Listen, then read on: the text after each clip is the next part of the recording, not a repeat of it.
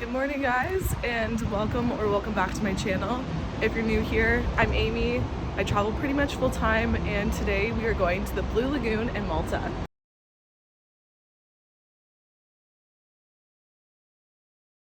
Just got off the bus, took about an hour, and I'm feeling a little bit run down, but I'm going on this tour as a gifted sponsored experience with Get Your Guide. So I have to create some content, so I'll show you some of the behind the scenes with that.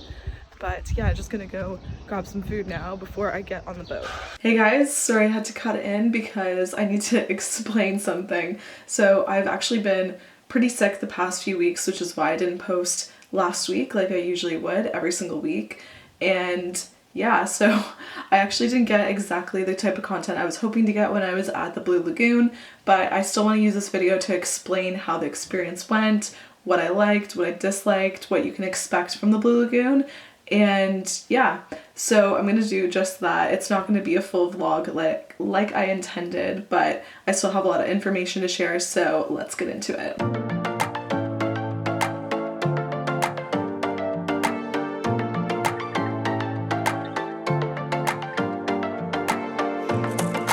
So you might be wondering how these Blue Lagoon experiences work, and it's definitely the most popular tourist destination or thing to do when you're in Malta. So there are so many companies you can choose to book an experience from.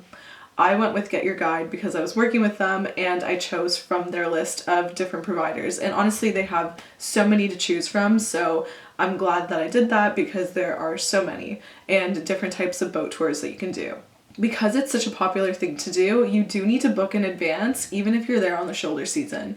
I was there mid to end of April, actually, it was the very end of April, and that during that time, it was busy, so I had to book a few days ahead of time just to get a pretty big boat. So if you want to be on a smaller boat or just in general book one of these experiences, you need to give yourself some time, especially in the summer. You'll probably be looking at a week, 2, or maybe even 3 weeks in advance. So the tour that I booked was a full 7 hours, and I'm going to explain that experience so you can get an idea if it's something you'd want to do, or if it might not be something you would want to do, or if it's worth it. So I'll give you my honest thoughts and give you some alternatives or things to consider when booking. So I booked a 7-hour experience, like I said, and this one picked you up from St. Paul's Bay. So you get to the ferry terminal there and it picks you up, and then they ask if you want to do this boat, or sorry, if they want to join the bus for Gozo, which is another island.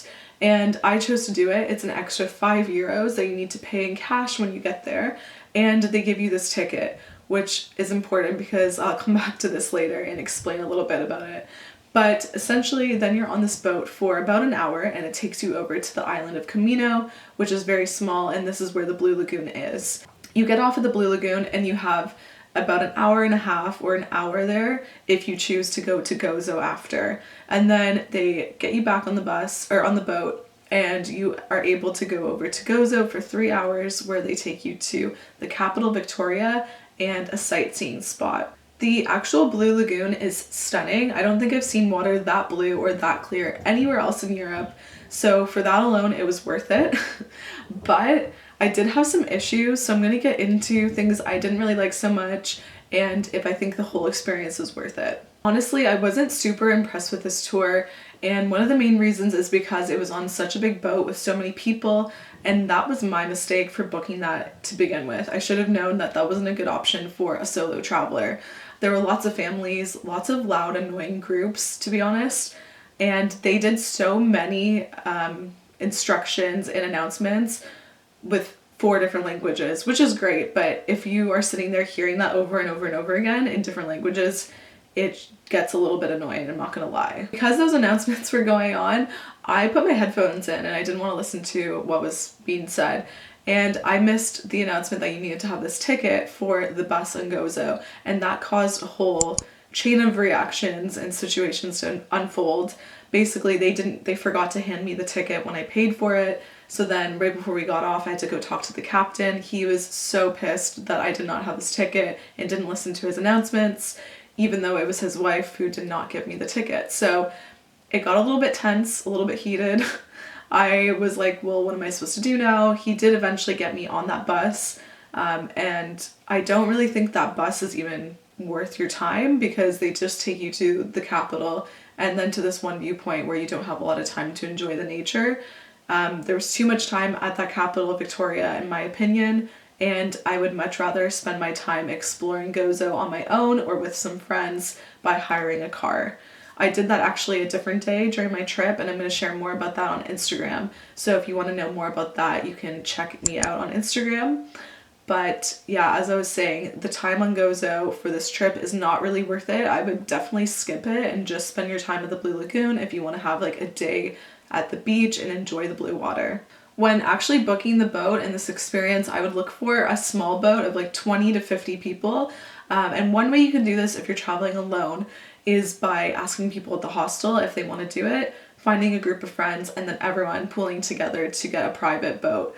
I think this would be incredible. I've done something like this at a hostel before where it was actually organized at the hostel. It was maybe 30 people in Albania and it was incredible. So I think that's a better vibe if you're traveling solo instead of being amongst lots of families, older groups of people, and not really having that many people to socialize with. I also wouldn't really suggest going in April like I did. I'd look at May or September, October, because I've heard September and October are great months. They're still warm, like mid-20s. There aren't as many crowds there, and just overall it would be a better experience because you could swim. So that's something to keep in mind, because while it was still pretty sunny and nice, I wasn't able to swim, and I think it would have been great to have been there on a really hot day.